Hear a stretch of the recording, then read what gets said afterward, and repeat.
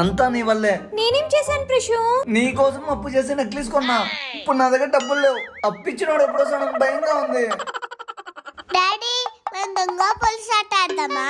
సరే నువ్వు కౌంట్ చెయ్యి, నేను పోయి దాక్కుంటా. 1 2 3 టీచా. బీచ్ ఎక్కడున్నాడబ్బా?